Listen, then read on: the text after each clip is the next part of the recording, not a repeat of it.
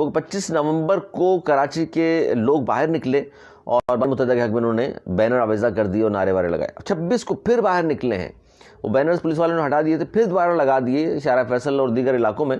اور یہ بار بار وہ اس بات کو سامنے لے کر آ رہے ہیں کہ جی اب بھی شہر جو ہے کراچی, جس میں ان کو آزادی نہیں ہے الیکشن میں حصہ لینے کی, لیکن لوگ ان کے ساتھ ہیں مبینہ طور پر. اس طرح ہی لگتا ہے کیونکہ بڑی تعداد ہے یہ جو اچانک باہر نکل آتے ہیں, بینر آویزاں کر دیتے ہیں, اچانک نکلتے ہیں تو کراچی کی دیواریں پر نام نظر آتا ہے ہمیں بانی متحدہ کا بار بار.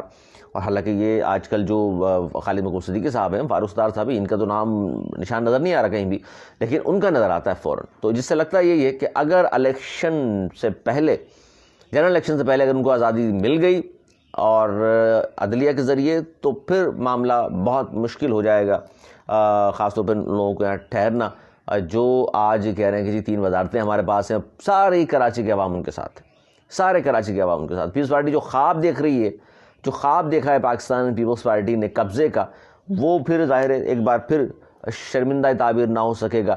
اور مہاجر عوام خاص طور پر بانیان پاکستان کی اولاد تو یہ سوچنے پر اب مجبور ہے کہ یہ وطن ہم نے بنایا تھا انگریزوں سے غلامی سے نجات کے لیے, وہاں آئے تھے.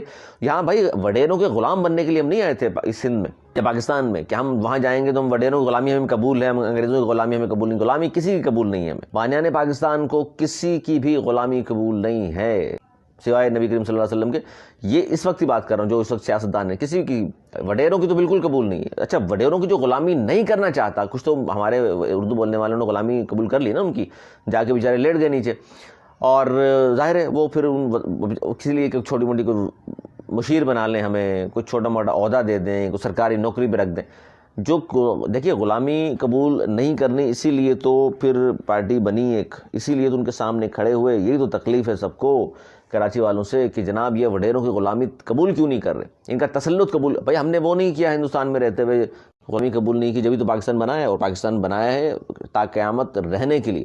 تو ہم ان وڈیروں کی غلامی نہیں کر سکتے.